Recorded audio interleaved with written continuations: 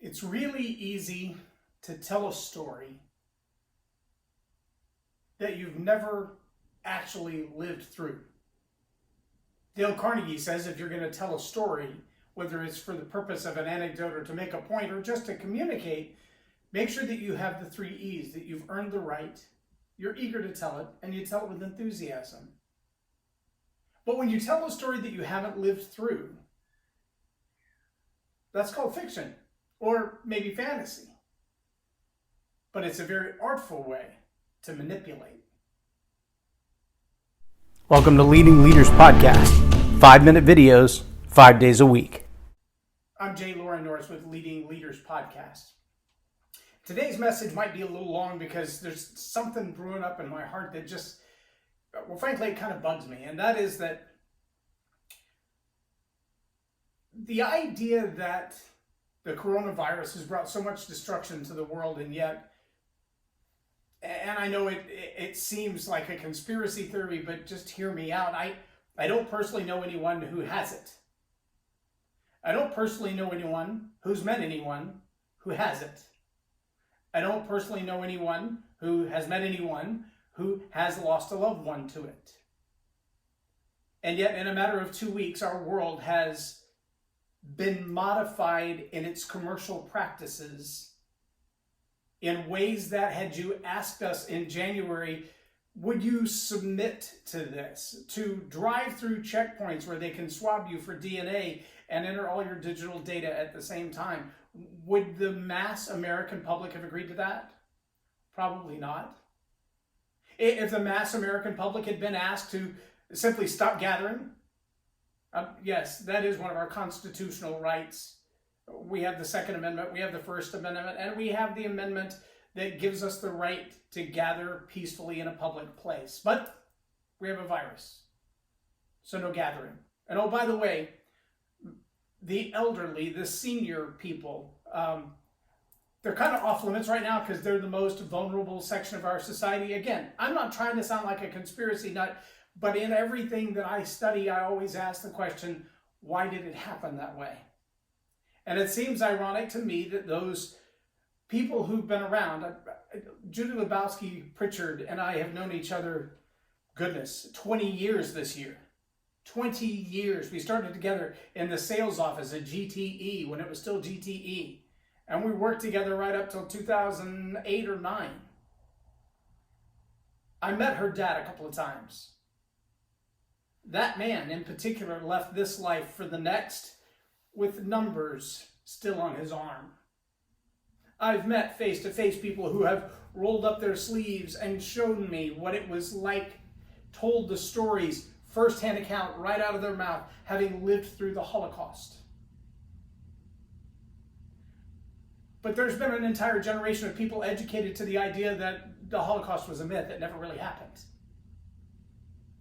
And if the people who lived it firsthand and the books that talk about it firsthand have been eliminated or made obsolete or at least been questioned, how long will it take before there are no firsthand accounts of that tragedy for us to review and look back through and go, how did it happen and how could we prevent it from happening again? See, I have in my possession, and I take these as prized possessions. This particular one only cost me $20, still wrapped in plastic. It stays that way. Talks to teachers on psychology and to students on some life ideals by William James. This book was published in 1910, meaning this is the book on teacher psychology to engage with students at the founding of the Industrial Revolution. This is what they taught teachers to deal with students in the classrooms about the same time that Henry Ford was revolutionizing the world in the automobile plants. It's what they were teaching students in the classroom and teachers to manage the classroom when Napoleon Hill wrote Think and Grow Rich. Same era. Some fascinating stuff in here. This one is from 1848. It was a book of sermons. It was published in the UK. And one of the things that he points out in the very beginning of this book, I think, is brilliant. Now, he's talking about theological ideas, and that may not be relevant to all of you, but He says early on, whenever opposite views are held with warmth by religious-minded men, we may take for granted that there is some higher truth which embraces both. All high truth and free will are opposite. All high truth is the union of two contradictions. Thus, predestination and free will are opposites, and the truth does not lie between those two, but in a higher reconciling truth, which leaves both true. So with the opposing views of baptism, men of equal spirituality are ready to sacrifice all to assert or to deny the doctrine of baptismal regeneration.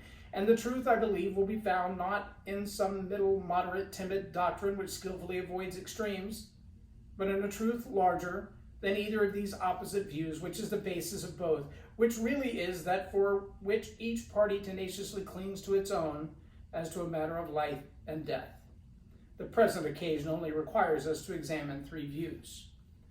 The real point he's making in that statement is that it is altogether possible for two people to view something where their ideas are so radically different from each other that it looks like from where they hold their views, there's no common ground at all. In fact, they would tenaciously fight and die to hold their views, which have no point of reconciliation in either of their minds. And yet, the truth, the real truth, is at a higher level.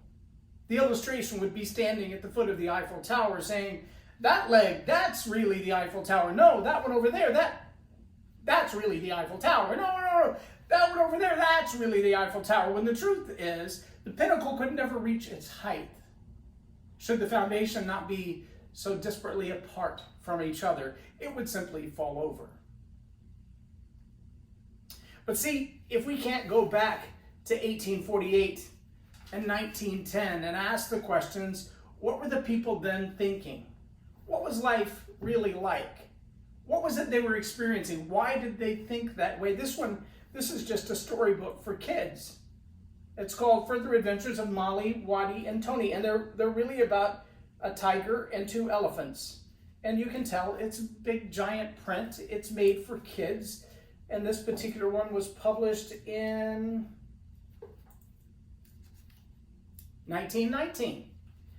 And in the first page, it says, I don't think Molly and Waddy and Tony ever did their trick so well as they did that morning in front of the large factory smokestacks.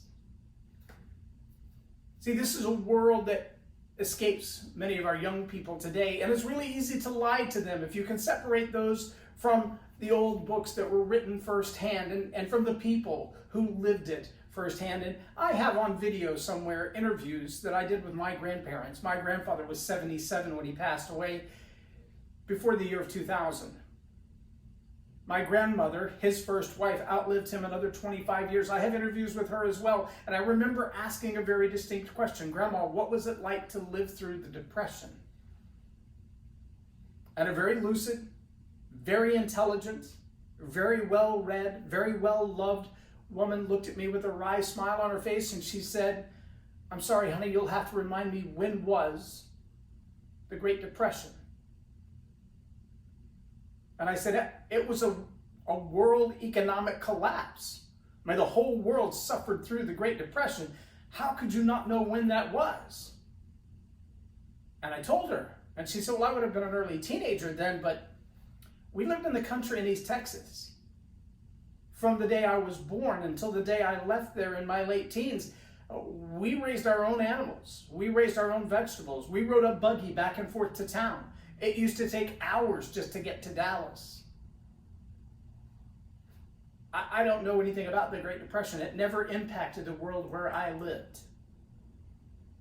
See, that's not the view that many people have of the Great Depression. And until you sit down with someone who actually lived through it, you will not have the same knowledge and understanding that very sheltered, limited, published, accessible books are going to offer you. I want to challenge you. If you have kids, if you have grandkids, and your parents or your grandparents are still alive, every phone has the ability to do what I'm doing right now, and that is to record a video. And I challenge you to sit down with your grandparents and your great-grandparents and begin asking questions about what life was like in that season of life that you didn't experience, that moment, those eras, those decades before you were born, because there will be a day when you will be lied to about what happened.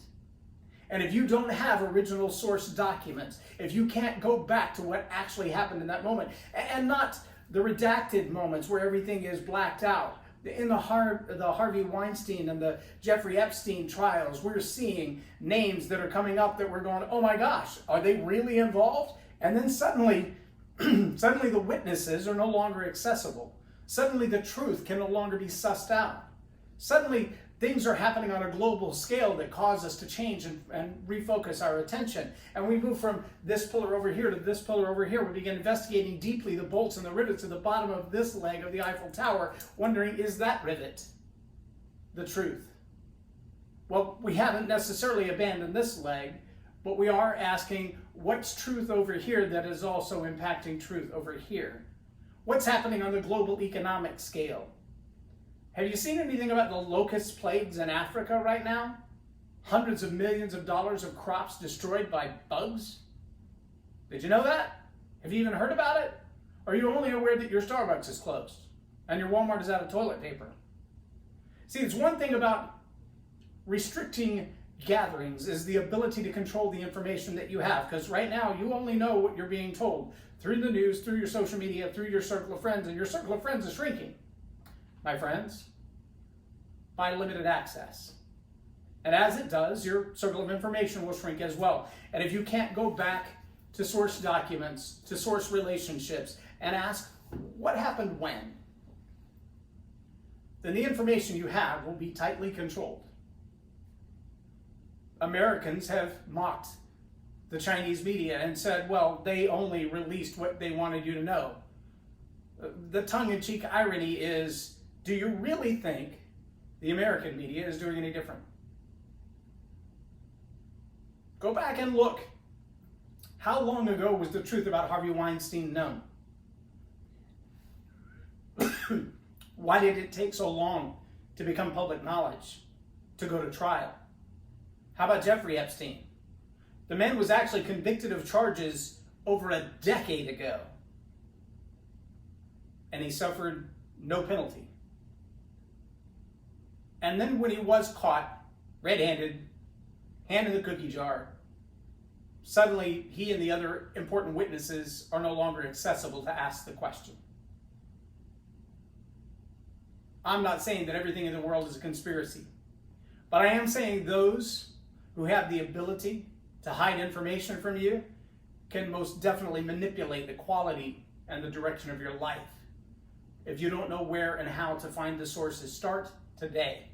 Video recording and archiving, not in the cloud, but on a hard drive that you have control of, questions and answers with people who lived this life firsthand 1, 2, or 3 generations ago.